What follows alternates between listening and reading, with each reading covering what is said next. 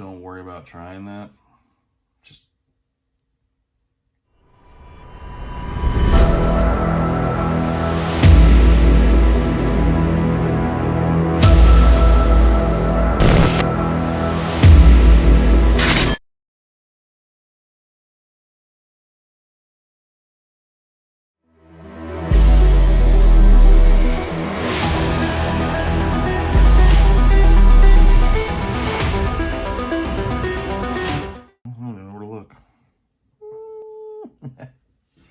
episode 2 of reviewing Ghost Diaries episodes. This one, the last one I cheated a little bit in the fact that I rewatched it before doing this. So I kind of would remember what I was getting into. JK? I can't. It's the first time I've ever tried. And probably the last. So the first episode, Paul Rester Park. I watched it before doing this. Just so I had an idea to remember. This one is called Close to Home, and I'm gonna try to reach back here. What I remember about this is the reason it's called Close to Home is because it's at Luke's house. What's interesting about that is, like what a lot of people in this hobby field, whatever it is you want to call it, say is that, a skeptic or someone that doesn't believe is just a person that hasn't had an experience yet. And that's fairly true. I'm pretty sure I grew up in a house that had strange things happen. Can I definitively say that it's haunted? I would need to go back and check it out. But Luke's house was having some issues as well, so we decided to investigate it. Ghost Diaries with Quest Paranormal, Episode 2, Close to Home. You ready?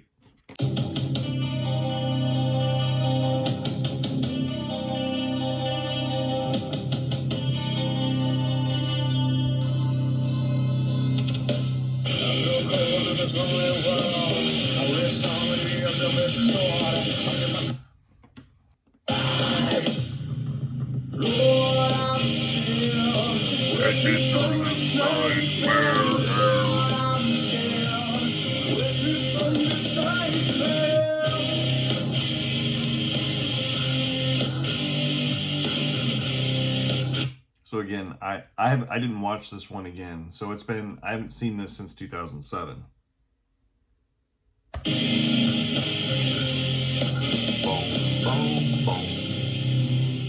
In this episode of Ghost Diaries, follow Quest Research as they go close to home to investigate claims of paranormal activity. This case, for Quest Research, myself particularly, is one that is very close to home. In fact, I just closed on the house June of this year. As we were moving in during the month of July, we noticed some strange things, a few oddities, if you will, things that were just kind of out of place. But we didn't really take too much of that to mind and to heart because we knew that there was a lot of people in and out of the home, and there was a number of things that could be the cause for what we were experiencing. However, after we'd moved in is when we began to really start to examine the things that were taking place. It started to set in when my wife and I noticed strange noises and things out of place throughout the home. Claims worsened as my daughter began to notice a strange woman walking throughout the house and disappearing into walls and into rooms. At first, my wife and I dismissed this as just an overactive imagination in a new home, considering since my daughter knows what I do as a paranormal investigator. I'm remembering this particular part. One, I had horrible haircuts back then. Two, we had heard some strange sounds coming from the other room. And this was me being curious, I think. Bad haircuts. and has seen several programs on the subject. Still, she was very adamant about what she had seen and promised that she was not lying. We got noises so, like in the any house concerned already. father, I decided to do some investigation of my own and find out if there was really any claims of a woman that had ever lived here. I learned that the home was built by a man named Harold Breenan about 53 years ago. He lived here until he died, which was about 5.5 years ago, at which point another family had purchased the home, and then we purchased the home from them this year. You'll notice anybody that does ghost hunting, paranormal investigating, whatever you want to call it now, this is on a little square TV.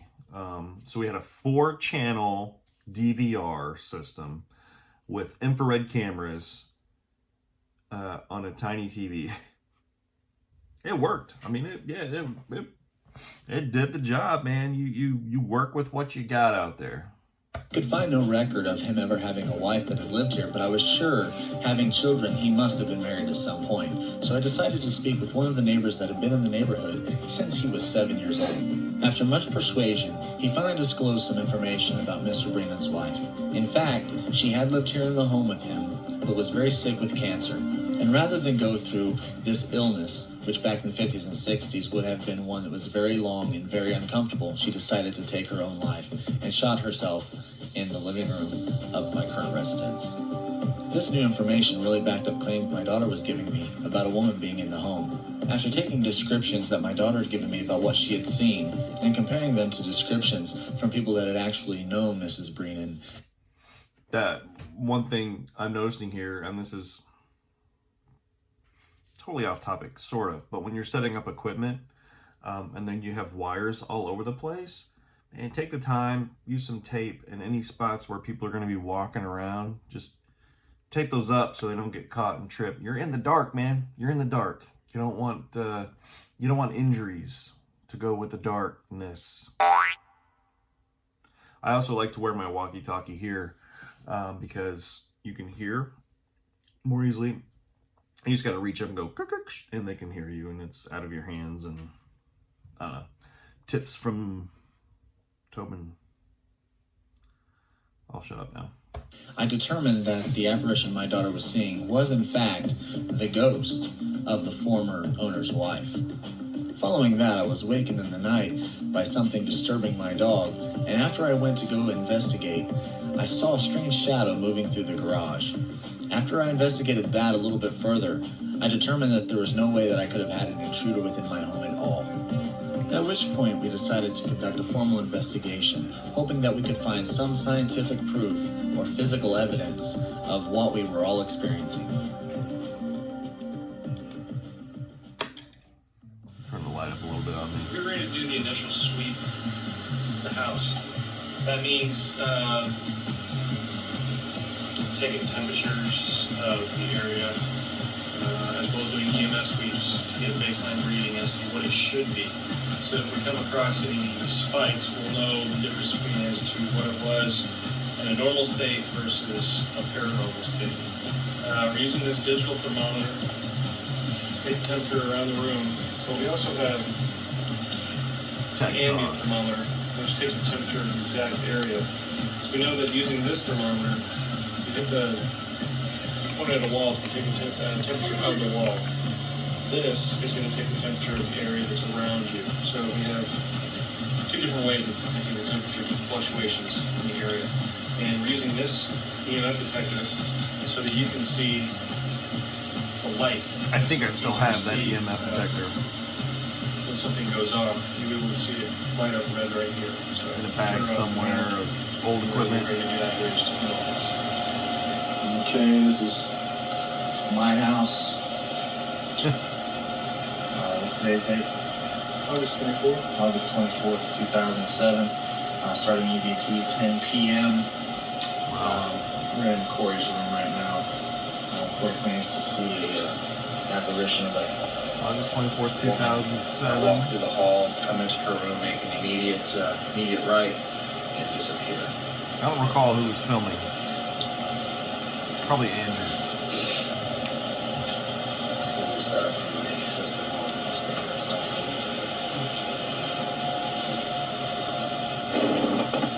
That was bed. Right back into it.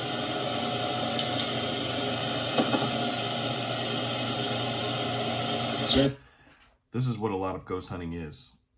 Sitting in the dark, talking to yourself, in complete silence. A lot of fun. Anybody in here? I have to say, I'm not getting any no odd feelings, any sense of anything. Not that I've done anything, but it's just normally you can feel a little bit of something, uneasiness, but I'm not getting anything here. Well, having lived here now for a couple of months, you don't get it all the time. It's just on certain occasions you'll go, oh, that's weird, you know.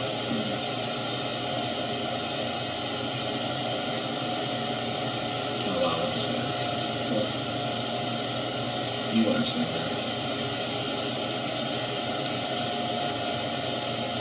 If there's anybody in here that wishes to communicate with us, you can use this device to make it light up twice for yes, once for no. Is there anybody in here? You remember that from the last episode? That's the K2 meter. And he's got a digital recorder I'll right next to explain it. how this works. The slightest bit of movement, it picks up. It will fluctuate.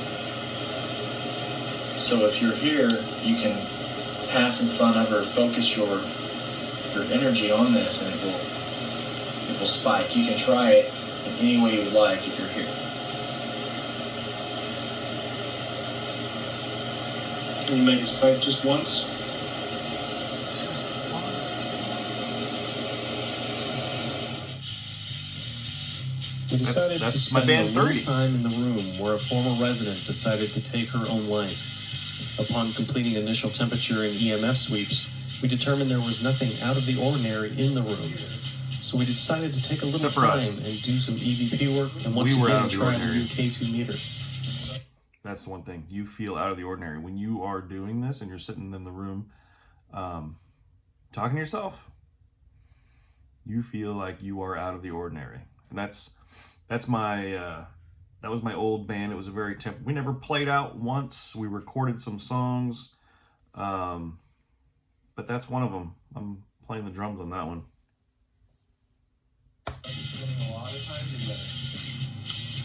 For the record, Quest is not a team that will buy into a piece of technology just because it is used by other popular investigators. Rather, you will see us use such equipment, like the K2, to determine its worth for other investigators in the field. At this point in time, we have not been able to use with any success the K2 to its said full potential.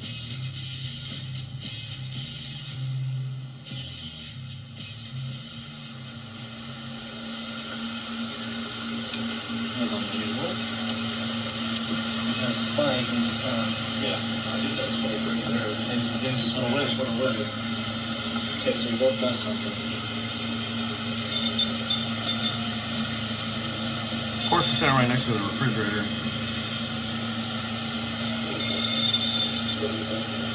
It's not making this spike. That's pretty sensitive too. That might have been it. Don't know, but it's gone anyway, so. Try to search for it. Cookies aren't doing it. Alarm system's not doing it. See, I have alarm system installed here. So evildoers beware. What was that? Is that my alarm? There were his family was in the home at the time, but that was a squeaky door. Going to check out.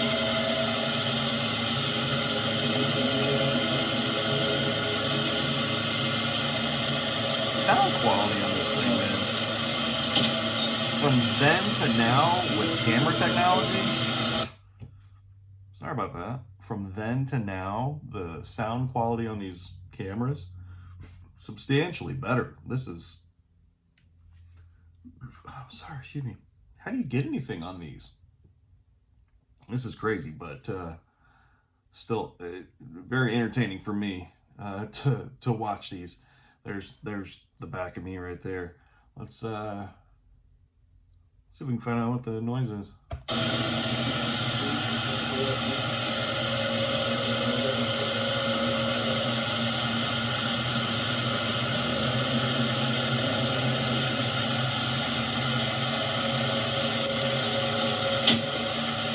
They're both in bed.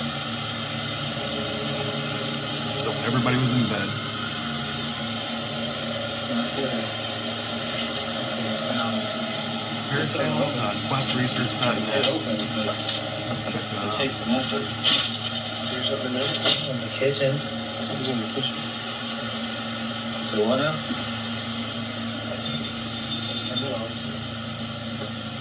Well, I definitely heard back this way. Yeah, Well, let's I go. just heard a noise in there. Yeah. I'm gonna leave this recorder right here in the kitchen. I don't think the knock is going to pick up on this because I was in there next to the face. Yeah. I want to find out what that was that was squeaking. Well, I just heard a knock come back from that. That's one thing I liked when I had my group PSI and Luke had his group Kokomo Paranormal, and we got together for an investigation in Peru, Indiana. It's things like this. Like, he was doing things that I would have done, leaving a recorder somewhere where there's activity, but you want to walk away, going to check and see what a squeak is. All kind, it's he did things like I would like to do, and that's why I think we decided to form this quest thing, because we worked really well together, and it was a lot of fun. I really enjoyed investigating with him every time we went out and did something, just because he was really good at it. Just really good.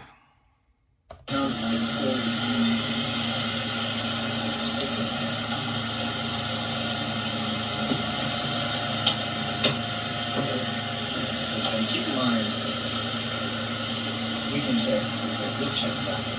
But keep in mind, after if this door is open or closed, you hear that. That's what. That's why.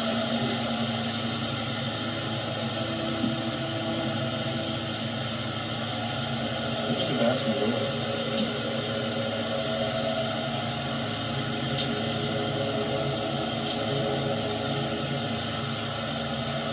So first you're in the process of trying to figure out what Yeah, caused the there was a door noise. open up on the Yeah. side.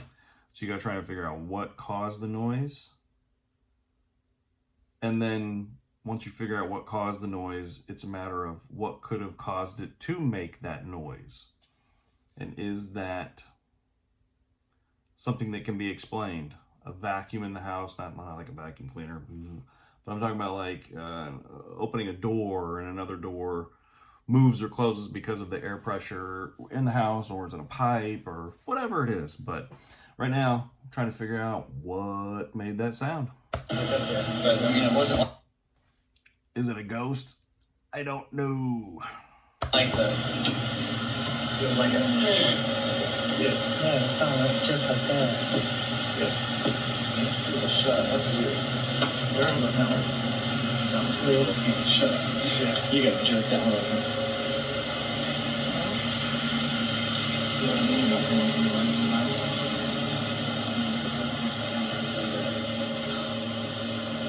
Feeling.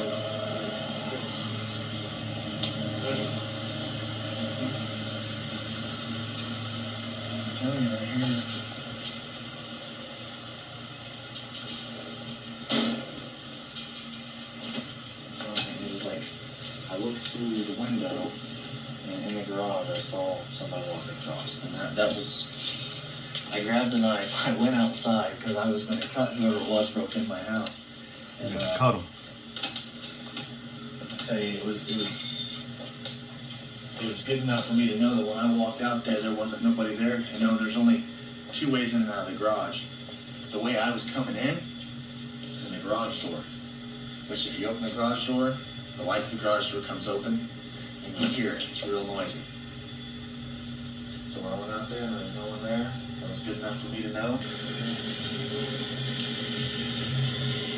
It's getting good. Did the camera pick that up? I had it at your face. What did we do? band 3 again. It was not that. If you can even hear I that. I told don't you know. about spikes.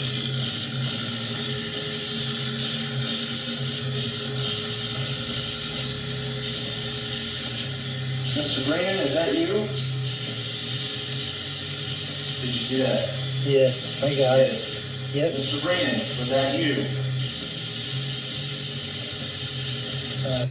So he's at the point now where he's standing still and he's asking direct questions and getting direct responses, which means a response as you're asking questions on the K2. Let's see if it continues. I got it. How long have you been here? That's not a K2 kind of question. You want yes or no's.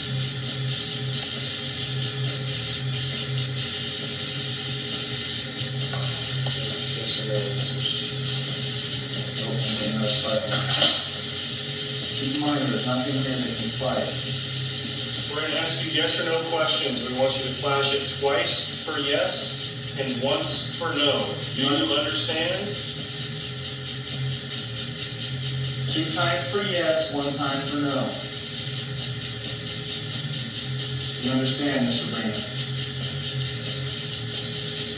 See, that's where the direct responses stop, which means you're just getting randomness.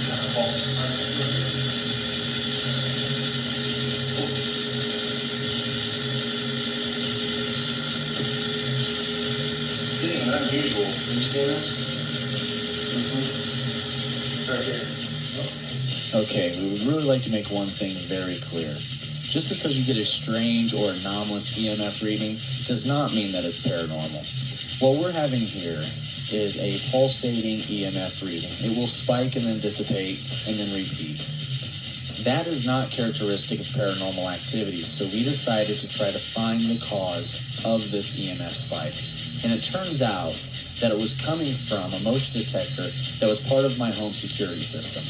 Very unlikely that this would take place, and unusual. I've never seen it before as long as I've been doing this, but that was the cause of this particular strange EMF reading. Have you seen this?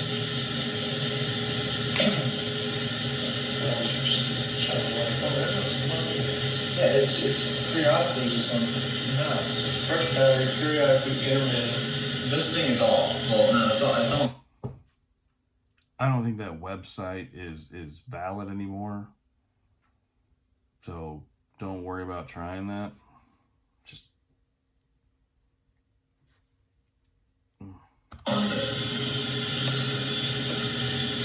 That be causing it? This isn't a no, that's yeah, it. every time That'd be it. motion sensor goes off, it sends out little beams,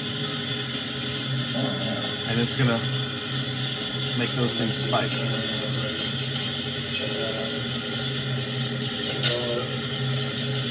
So you could be doing an EVP session with an EMF detector and like asking questions for it to pop up, and then you move a little bit and it sets off the motion sensor and you're getting answers. It's debunkable.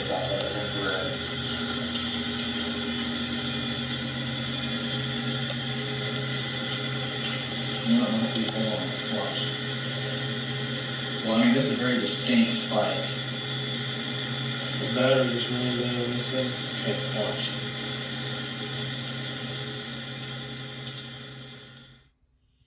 Coming into the close to home investigation, we had high hopes, since just days earlier there were claims of a full body apparition from an investigator we all know and trust. What we experienced that evening was interesting. At first, there was an EMF spike in the kitchen that we couldn't find and we couldn't explain. Shortly thereafter, there was a door squeaking in the background that we went to investigate. We had found that the bathroom door was the sound that we had heard. Shortly thereafter that, there were knocks in the kitchen that we went to go and check out. We couldn't find anything there, although there were feelings of heaviness and anxiety when entering the room. Now, we don't count feelings as evidence, so we don't want to use it as such. The last thing that we experienced that evening was an EVP. We have it here, and we believe it's saying more people.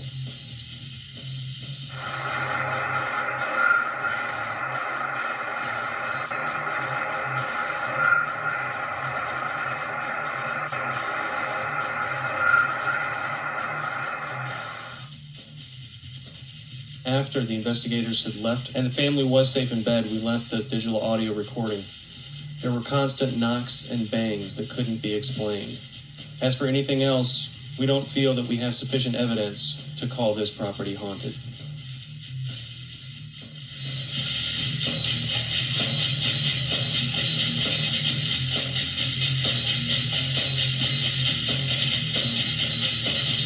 Don't play with fire, you big dummy. Should I put up a side-by-side here of me and dumbass young me? Okay, yeah, that's fun. Well, whenever someone's house feels like there is activity there and it's scaring a kid or a family member, it's very important to go in and try to figure out what's going on and see if you can do anything or call anybody. And that's what we were doing here, especially because it was Luke's house. It was a good time. That's an interesting EVP. I don't have that one here. I have a lot of the evidence from all these investigations except for that. I don't know if you could hear it. I could hear it here. But in these future episodes that I'm going to do of these, any evidence I have, video, audio, whatever it is, I will throw in here as a high def, high res, whatever it is, into the episode. So, what a goob. 2007, me.